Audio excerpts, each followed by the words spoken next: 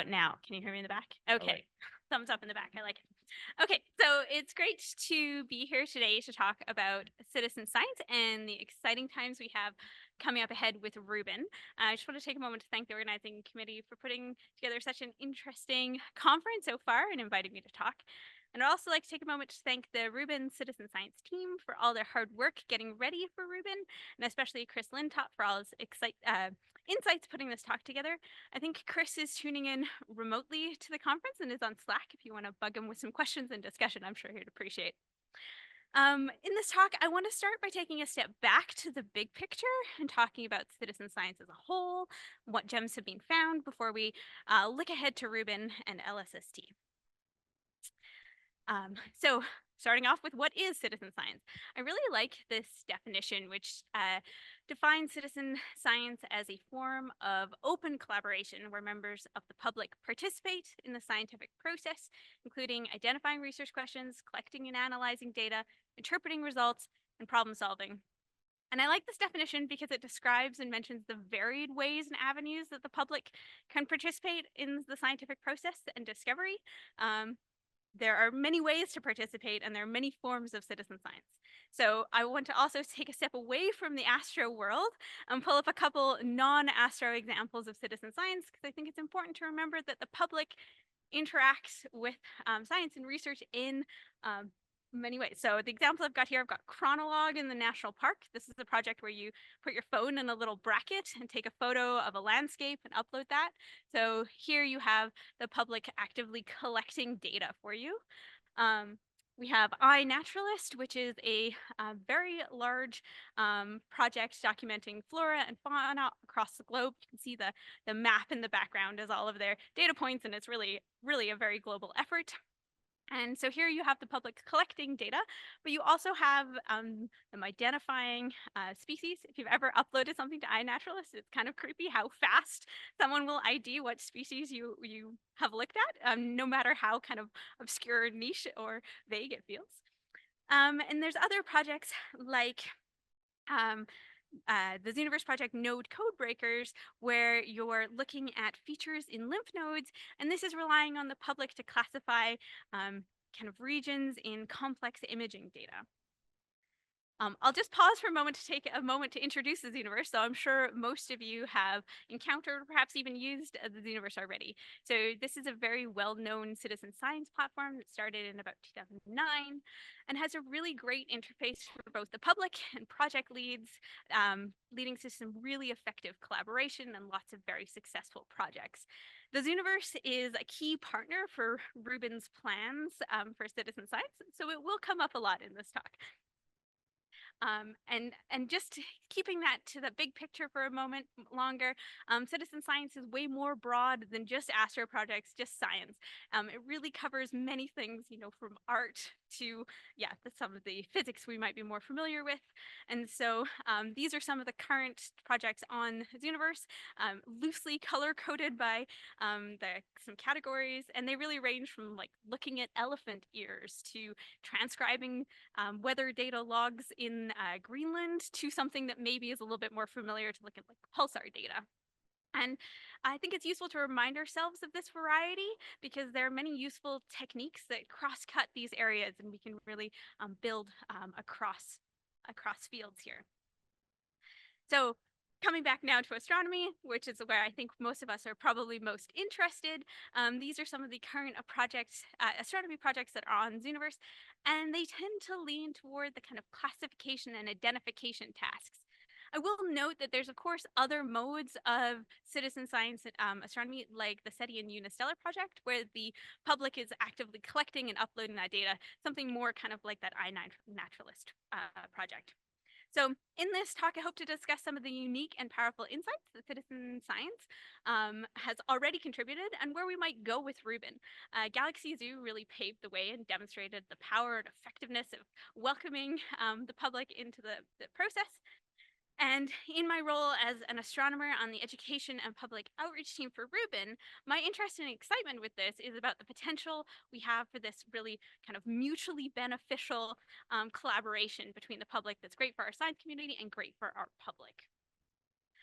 I wanted to highlight some of the awesome citizen science work that is around us and in this room this week. I apologize if I've missed somebody off this slide, but it's fantastic to see all this amazing work, and it's been a pleasure listening to your talks and reading your great posters, and I hope all of you get to enjoy them as well. So we've established kind of the what of citizen science, and now I'd like to ask why did the public want to participate? And it's really clear that people do want to participate. So these are the numbers I pulled off Zooniverse, I think over the weekend when I was finishing up these slides, and you can see there's over 800 million classifications and coming up on 3 million volunteers participating. I really always like to find other ways of kind of wrapping my head around data. So if you assumed each one of those classifications took a minute, that's about 1,500 years worth of effort. So it's a bit mind-boggling the effort that is here. The motivations for why people want to participate are, of course, varied with our very large community, but there's a predominant theme of enthusiasm to engage with the science process. People want to do science, which is awesome. There's also a clear trend that having kind of new and fresh data inspires more participation. And when a project runs out of data, but is still accessible, there's a decrease in traffic.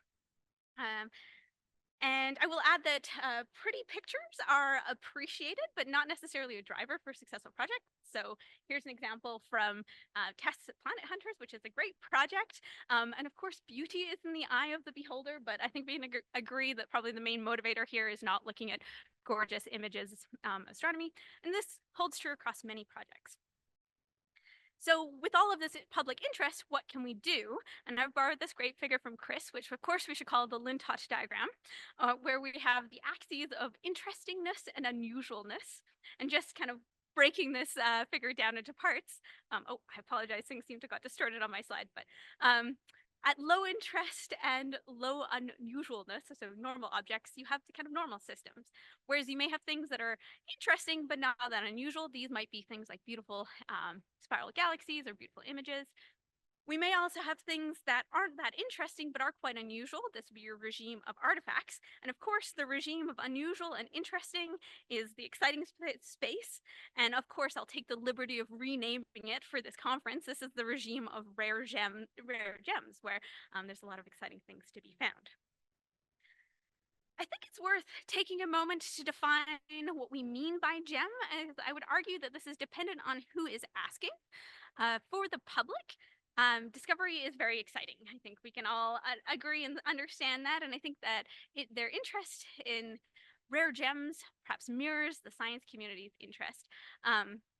But I think they may also have there be a strong interest in more regular systems. So the rare might not be an important part of the gem for the public. Chris has mentioned that in the early days of Galaxy Zoo, there were disappointed volunteers that the Galaxy Zoo team wasn't really interested in kind of some irregular galaxies. So, the beautiful images regime may hold gems for the public. In contrast, I think there are situations where artifacts are of interest to our science community, but probably less fascinating to the public. So if you're looking at commissioning data or something like that. So there's certainly common interests. Another consideration for the scientific gems is follow-up. How do we determine something really is a gem, or is it just kind of a cool shiny rock? And so I think this has come up a lot in the discussions of machine learning as well. How do we take something that is a outlier or an anomaly and verify the fact that this is truly a gem? And the follow-up and having the capacity and resources and data to do so is a space where we can really make gems shine, if you excuse me one more gem pun. And also, if we were to think of other groups like the press, they might care a lot about the human interest side of the story of a discovery, or the amateur astronomer community, who might focus more on sources that they can follow up themselves, or ones you can do deep dives into data archives, which is all okay.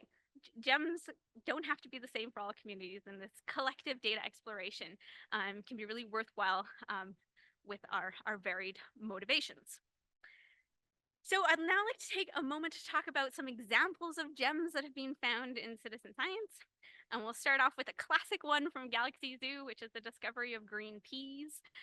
So on the slide, you have 3 green peas and then 1 not green pea. That's an elliptical galaxy. And these are a class of extremely compact star-forming galaxies that appeared green in SDSS, hence the very fitting name. And these were discovered in the Galaxy Zoo Forum, which was allowed for discussion of features. This feature later kind of evolved into the Zooniverse Talk functionality and is a super important and productive aspect of the projects, which allows for kind of exploration and discussion beyond maybe the questions as written in the project. So I think this is kind of where a regime where there are many gems to be found. And so this original post is entitled "Give Peas a Chance," and here are 2 of the original peas shown here. And these green peas have shown to be a very interesting class of object to study and may provide insights into the type of galaxy that ionize the universe. And so here's an example more recently of JWST imaging of pea-like galaxies at higher redshift. Of course, these peas are distinctly less pea-like, but are still really interesting. So again, an example of looking for the unusual and interesting, which has inspired a lot of follow-up and research and verifying their scientific impact and continuing importance. Another example is from Galaxy Zoo is Honey's warbird, which is this unusual feature that appears very bright in the SDSS G bands due to having really strong O3 emission. And this was targeted with some follow-up observations, which showed that it does have very strong emission lines, but there's no apparent source of ionization, leading to the suggestion that this is the detection of a quasar light echo. And again, this emphasizes the fact that, sometimes when you find something weird, the follow-up is really what brings it together as something very cool. And with one discovery, this now led to a whole class of objects. So having one object to kind of lead the way and know what to look for creates a whole group, and so we can look at something cool. Okay, moving away from galaxies for a third gem, this is the discovery of the Planet Hunters 1b planet in Kepler data, which was the first known case of a planet in a transiting planet in a quadruple star system. And so visual inspection of the Kepler data had already been shown to be effective finding circumbinary planets, whereas automated detection is hard due to the fact the planet transients are not necessarily as consistent in duration and repeated at regular intervals as you might expect. And so the light curve shown here is an annotated version of the one that was presented on Galaxy Zoo. If you look at the whole reduced Kepler light curve, and at the bottom here is the isolated individual transits, and you can see, I think if you look at Q4, second from the left, you can see that there's the planet transient followed by an eclipse. And so you can see the complexity in this data, and you can see why an automated search would be hard. This one led to some fun art, like this nice artist impression, as well as this great cartoon from The Economist showing both an Alpha Centauri's planet and the Planet Hunters 1b system together. So I like this example because it's something that was clearly appreciated as a fun gem by our science community, our volunteers, the public, the press, and so it's really cross-cutting. And one final example for you being exocomets in the Kepler data. So exocomets have this really distinct kind of shark fin shape of the main body and the tail transiting across star, creating these really distinctive but very shallow transit events.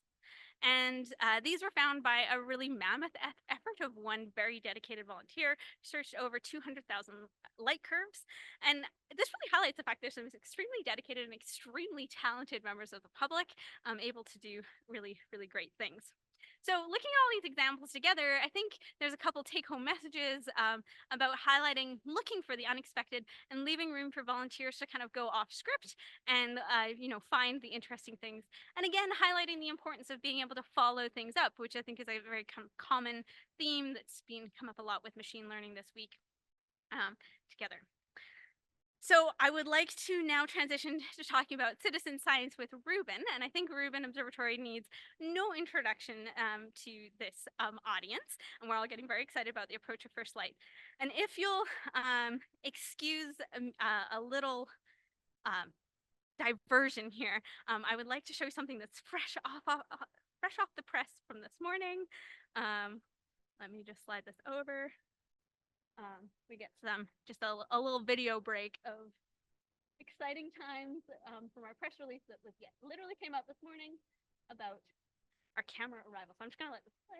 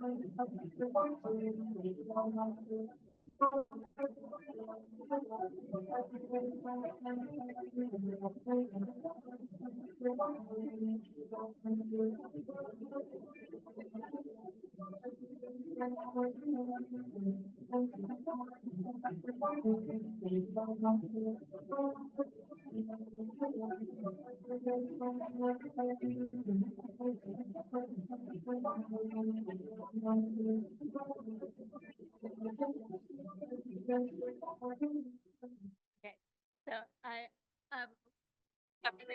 oh no, we're gonna be stuck.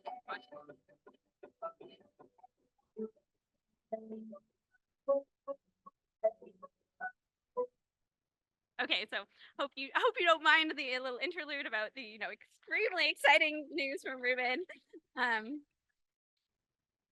And hopefully I know there's people in this room that have worked on Rubin a long time, and hopefully this last piece of the observatory making it to the summit is very exciting. And sorry, let me just keep going.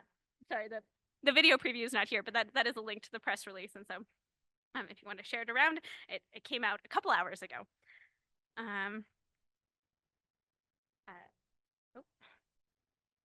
There we go.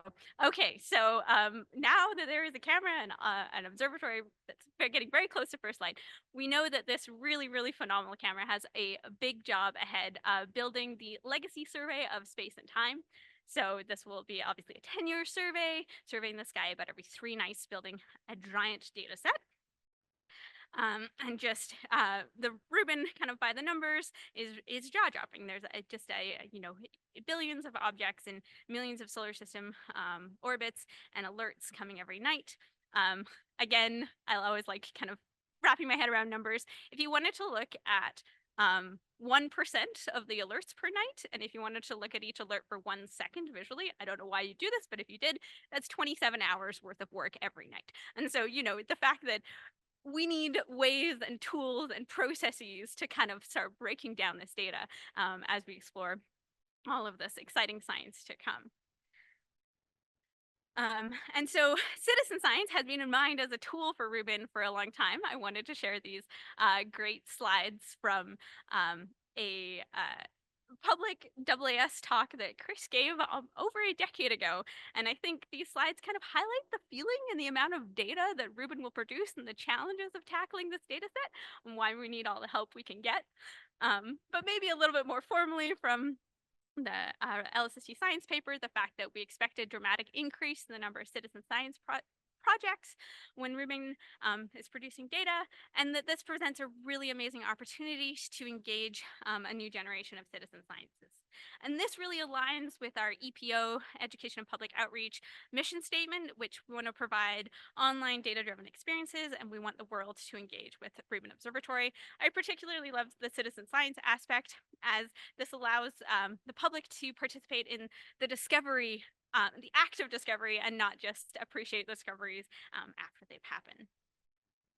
So why are Rubin and citizen science such a great combination? Of course, Rubin is going to be this amazing source of data across so many science cases. But I think a really interesting aspect is that one of Rubin's intents is to discover the unknown and just, ask the questions about the unknown unknowns, which I think is this great space for citizen science to step in.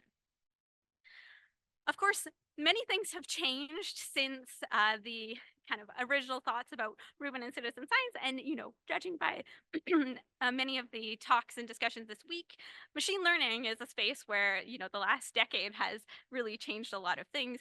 And I want to emphasize the fact that citizen science and machine learning are really complementary and not exclusionary processes. And I think bringing these tools together is going to be a very important feature for getting the most out of Rubin data.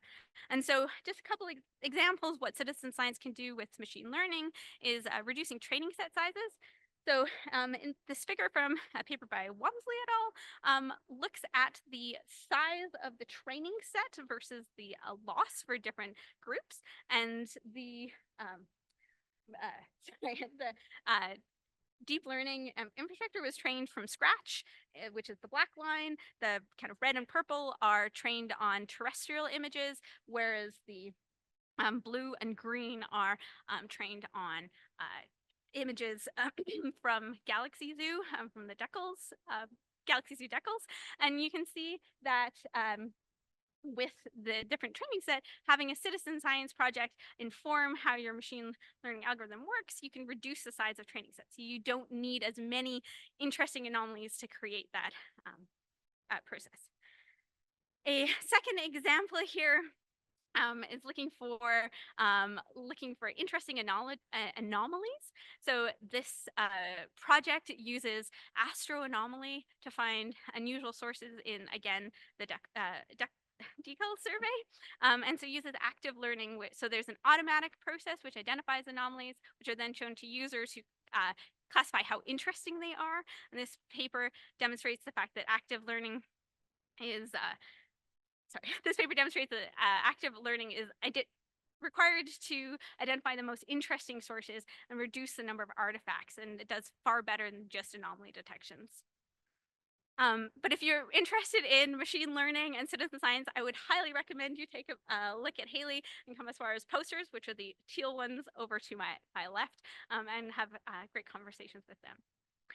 I'm going to briefly touch on what's next, and I want to highlight this project called Gravity Spy, which I think is a really interesting project that shows kind of some of the capabilities of where things could go with these large data sets. And so Gravity Spy is looking for glitches in LIGO and Virgo data. So there's some examples of what they look like in the figure there.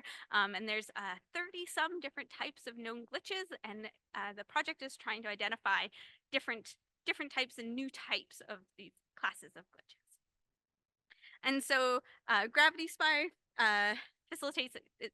I really like how they combine both the human pattern recognition as well as machine learning. So of course, having 30-some different classes of objects to understand is quite a challenge. And so if you are a volunteer and you log into Gravity Spy, you're seeing basically the set of levels. And as you look at more data and as you get more experience, you can kind of level up into these harder and more complex cases. And I won't walk all the way through this diagram from their paper, but you basically, what is happening is you use machine learning to create a golden set in which beginners looking at this data will start with. And as you pass data, basically things that are Certain are retired and added to the machine learning classifier, but things that are uncertain basically work their way up through the levels of volunteers and get increasingly complex. And this has been extremely effective. And really, the take home message from here that I want to emphasize is that volunteers can do hard tasks and can do them really well. And so I think making sure we expand our ideas of citizen science beyond kind of simple classification exercises, and we can lean into frameworks like this for the future. So focusing on who citizen science for, and this is really for everybody in our community. And so we're supporting these for our science communities to create it basically make it possible to use this really unique and tool for understanding complex Rubin data. For educators and facilitators, we're trying to support bringing Rubin science to your communities and classrooms. And for the public, it's a chance to get up close and personal and be part of the discovery process of Rubin, which is really exciting. I want to take just a brief second to talk about naming and impact. So citizen science is a really amazing space. However, of course, there are some areas for improvement, and one of them is the name citizen science. This term is a bit exclusionary and doesn't necessarily invite all groups to participate.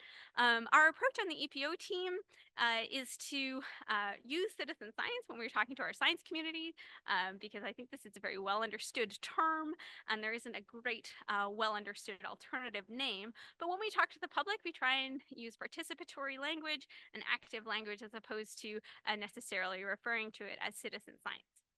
It's just one kind of flaw. And also, this is a great space to have a really broad group of participants to come join in the scientific process, but that doesn't necessarily happen by default and takes an active community. So here's a map of the current Zooniverse volunteers, and you can see there's a pretty good global reach, but there's still many communities there which are not participating. And so this is one thing we have in mind with Rubin. So, oh, sorry, I skipped a slide here. So that's a lot of why and background and things, and let's get a little bit to the how. How are we planning on doing this?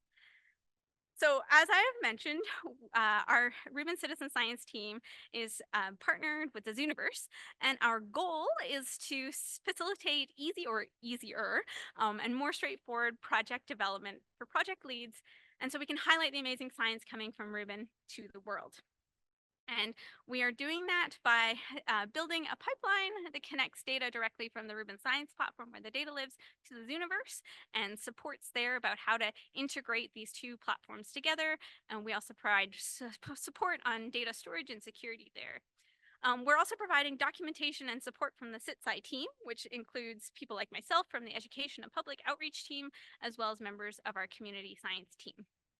And so I want to emphasize the fact that our team is not making projects. We are hoping to enable our community to make lots of great projects here. It would our team is too small to really dive into the amount of amazing science cases that are possible in the Rubin data. So kind of practically, on the front end, we have a set of notebooks that helps you curate your data and programmatically send it to the Zooniverse. And so our idea here is to basically reduce the learning curve of how to integrate these things together. We have a couple example notebooks, which we've hopefully designed to be launching points for different types of science. So we have a basic notebook. I put basic in quotes because it's deceptively simple. There's a lot happening on the back end, but from the front, it looks fairly straightforward with sending cutout images and retrieving them to the Zooniverse. We have a more complex example that uses a flip book. And so this shows multiple images of the same source on Zooniverse, just highlighting how to use some of the cool tools that are on Zooniverse. And we're also developing an example that ingests alert stream data as a source. If you're really curious about the details, we have a recorded demo, which will very soon be up on our website. I'm just doing a little bit of a website refresh, so it's not there yet. But if you email me, I'm happy to send it to you straight away. So I guess just to emphasize, we're trying to build tools and a community for the Rubin Observatory. And so why are we doing this? Of course, this is for supporting our scientists and trying to reduce the effort of starting and maintaining a project. We also want to reach those broader audiences, and so leverage some of the EPO's mission and work and priorities to do that.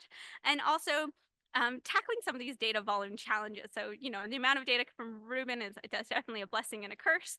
And the two approaches I want to kind of bear in mind here is like, we want to reduce the resources for our project leads on how to manage these projects, but also we want to maintain the public interest and momentum and manage that. Of course, this is a 10-year-long survey, and we don't want to overwhelm people.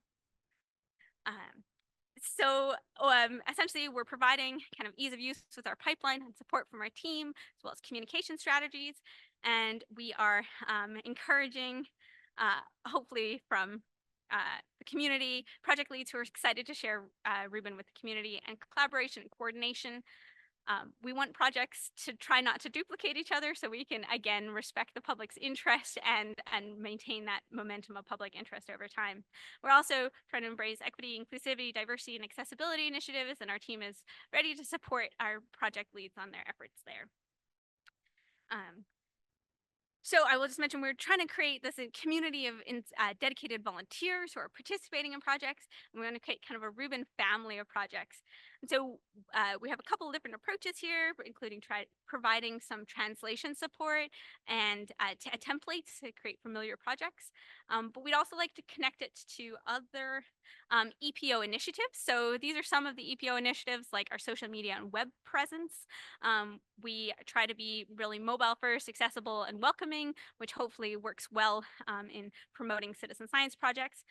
We're trying our hardest to prepare the public for Rubin and get everybody excited. So we have a series of science releases talking about science. We're creating explainer videos, and I'm excited that we're going to start a citizen science talk series for the public, explaining some of the challenges and kind of what to expect with Rubin. One of the aspects I'm most excited about is connecting citizen science with our formal education program. This program is designed to bring Rubin data into the classroom. So here's a couple examples of our investigations down in the bottom corner here. And I really think that these can be really mutually beneficial. So for citizen science projects, this is a whole new audience of students participating. But for teachers and educators, these investigations have a whole ton of support material and curriculum resources and things like that, which hopefully will ease the burden of bringing potentially a complex project into the classroom, and how to integrate those and how to welcome it to your students. And I just wanted to pull up the same map that I showed you earlier of the Zooniverse volunteers. Alongside, this is a map of where our educators that have participated in the workshops about how to use the formal education program resources side by side. And you can see that we also are excited about expanding our reach, but these are two quite complementary maps, particularly looking at South America.